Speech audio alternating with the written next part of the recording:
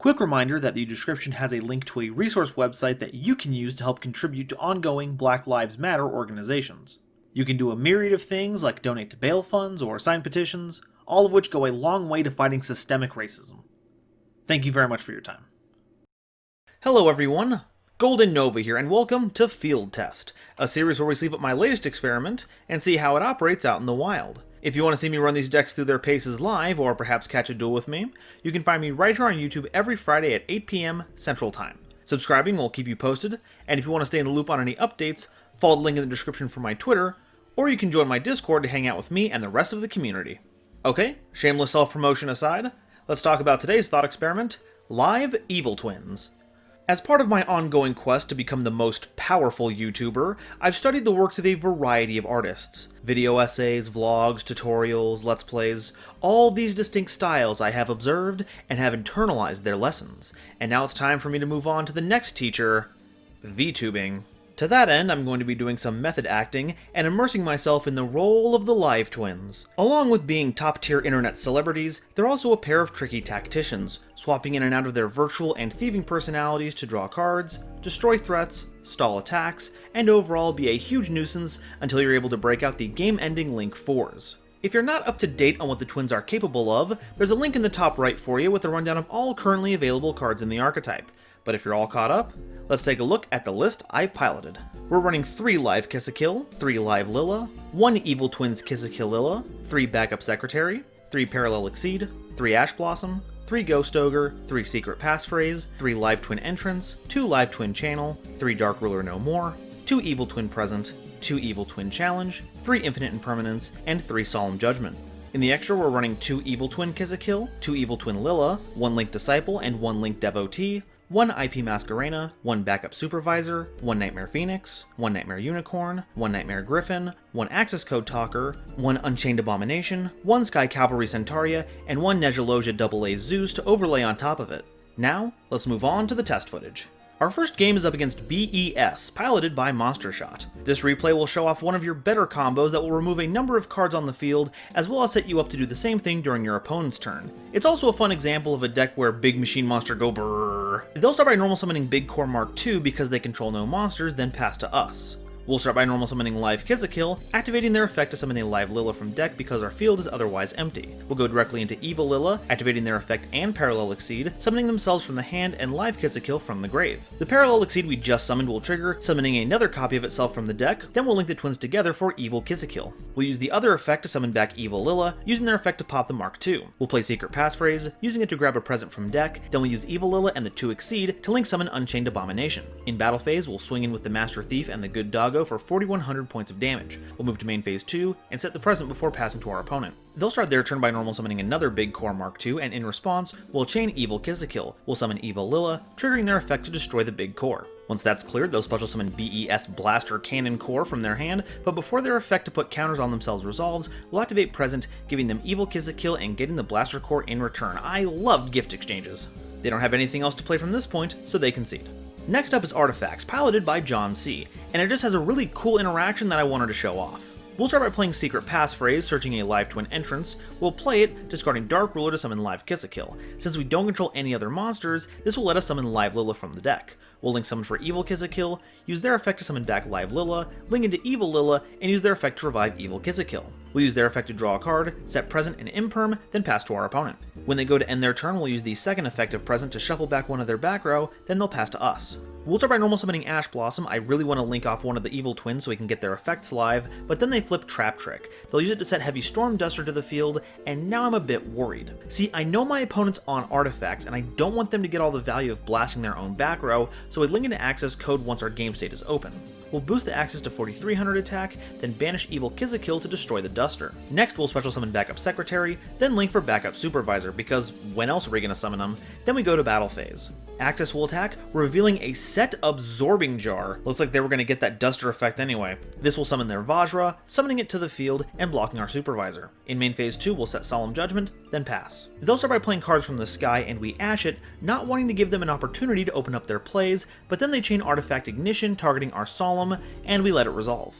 All of this translates to them having a second card from the sky in hand, banishing Mjolnir to draw 2. They go ahead and use another ignition to destroy their moral talk to set a scythe, then they pass to us. On our turn, we'll go right to battle phase, using axes to attack over the Vajra and attacking for 1200 directly. With nothing else, we pass to them, but after they draw their card, they have nothing they can do to get past our board, so they concede. Okay, time for our best of 3. We're squaring off against Kale, running Super Quantum Layers. Let's see how these Power Rangers deal with our VR Troopers. Our opponent starts, but thankfully they have no plays, so they pass to us. We'll normal summon live Kisikil, but when we use their effect to summon Lilla, we fetch the Ash. Thankfully, we have a backup plan. We link summon Link Disciple, which activates the parallelic seed we have in hand. When they hit the board, they summon another copy of themselves, and we'll use the one Link Disciple is pointing to make Link Devotee. We'll use Link Disciple, tributing the Devotee to draw 1, then tuck the extra Ash back into our deck. Then Devotee will make us 2 tokens. We'll make Masquerena with them. We can't go into anything bigger because of Devotee's effect, so we pass turn, because I don't know what a battle phase is. Thankfully, we fade another draw step from our opponent.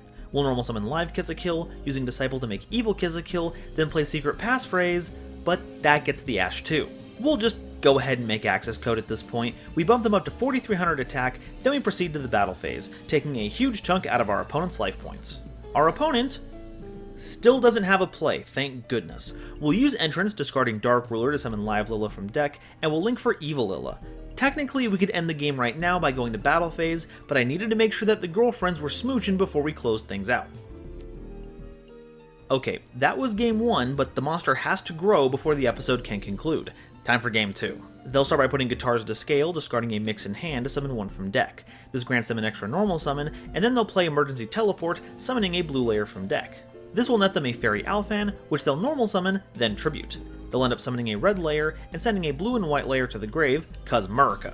Red and white layer will activate, adding back a white layer and an Alphan from the grave to their hand, respectively. They'll C-summon for Magna Liger, then send blue layer from their field to the grave to summon the white layer they added to hand. This will activate their effect, sending green layer from their deck to the grave. This triggers green layer, letting them discard Alphan to draw a card. To our dismay, it's a Magna Carrier. They'll activate it before playing Pot of Avarice. I love that this card is back to 3. They'll set a card, then activate Magna Carrier, discarding a Guitars to turn white layer, now acting as green layer, into an Ouroboros. With nothing else, they pass to us. We do not have any starters, so we have to set 3 and pass to them. They'll start by playing 1 for 1, discarding Ash to summon Alphan, but we have our own Ash to block it. They'll go to battle phase and use their Zords to attack us for 2600 and 2200. That's all they have, so they'll pass to us. Unfortunately, we drew another Ash, so if we don't want to straight up lose, we have to set it and pass. On their turn, Ouroboros will suck green layer from their hand into the pilot seat. Magna Liger will try to pop Ash, but we have the Imperm for that. It doesn't do much though. Liger will attack over it, followed by an Ouroboros to the face for 2200.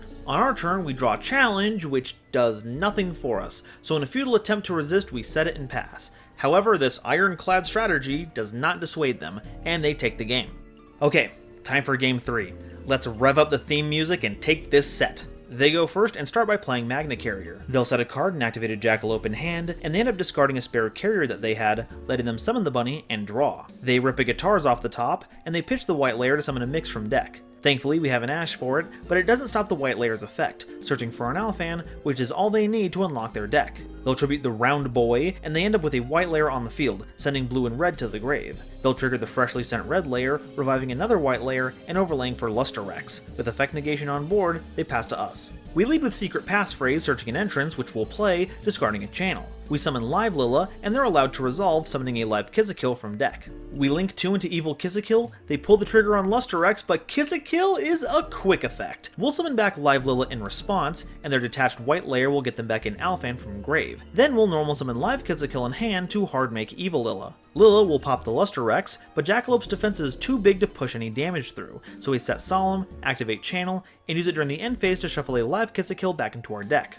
On their turn, our opponent will normal summon Alphan, and we cannot let that resolve, so we Solemn it. Unfortunately, they have the 1-for-1 set. They'll pitch red layer for a new Alphan, and red layer's effect will bring back blue layer. Alphan will trigger, and they end up sending red layer, sending an Alphan and a white layer to grave. This will trigger red and white layer, adding back a white layer and Alphan from the grave to their hand. This will trigger red and white layer, adding back a white layer and an Alphan from grave to hand. This gives them discard fodder for Guitars, summoning a mix from deck and granting them an extra normal summon. They'll overlay for Grand Pulse, normal summon another Alphan, then use its effect to match red layer's level. They'll make Magna Liger with Mix and Alphan, then use Liger to scoop up red layer. Grand Pulse will pop our channel, and Liger will destroy Kisikil. It's at this point that they activate their Magna Carrier, and all hope is lost as they summon their Megazord, a 6-material Super Quantal Mech King Great Magnus! We try desperately to get back into the game, but Magnus' shuffle effect continues to strip us of any card we could use to mount any kind of comeback.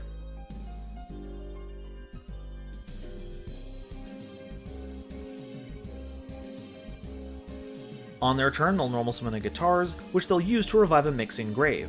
After gaining a pittance of life points from Guitars attacking Kisikil, Magnus will swing in with 3,600 points of damage for game. Ow, that was smarts, but you know, what did you expect? The heroes always gotta win in the end. It's also just really cool to see Super Quants in 2020. Let's go over what works and what needs work. First, the deck's main game plan is very fun to pull off. Having a pair of Link monsters you can bounce between that work as great material and enable flexible effects means you'll have a lot of fun harassing your opponent's field when you're trying to gain tempo and shoring up your resources when you have it. Second, it's got a lot of cards to get you started. Both Live Twins are one-card combos, while Entrance and, by extension, Secret Passphrase just require any other card as a discard for the same thing. It's always a good thing when at least a quarter of your deck can get you what you want. Third, the Cyber support actually does a lot when it comes to resisting hand traps. Your Live Twins are going to attract Imperms and Veilers like a lightning rod, but as long as you have another Cyberse extender in hand, you can go through a whole Link Disciple line, giving you access to Link 4s like Unchained Abomination on your opponent's turn that's protected by Masquerena. But then there's the downsides. First, it sucks that your boss monster is so hard to get into play. You would think that if your boss monster needs 2 Link monsters as tribute to summon them, your deck would be making them in spades, but nope. It's definitely one of those flavor over function decisions when it comes to game design. Second, this kind of incremental advantage engine, helmed by monsters with relatively low attack, has been done better in Trap Tricks. Back in its heyday, controlling the pace of the game was a feasible strategy, one of the best, but the Twins throw up too many restrictions and complications to ever be on that level. Third, your ability to dismantle established boards is minimal, bordering on non-existent. You have to go through so many steps to get to the point where you can start blasting cards that almost any modern setup has the ability to stop you in your tracks. I didn't even show some of the more meta matchups that we had on stream, and boy howdy did it get messy.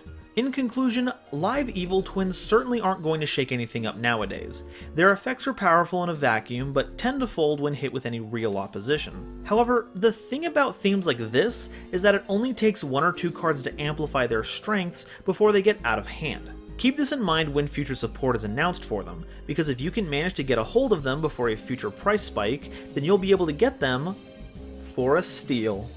But now, I'm curious to hear what you all have to say on it. What changes would you have made to the deck if you were making it?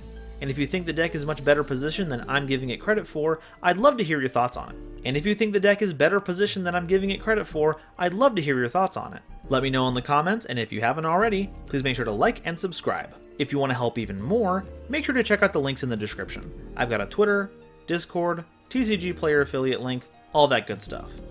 Thank you all so much for watching, and I'll see you next time. Bye-bye.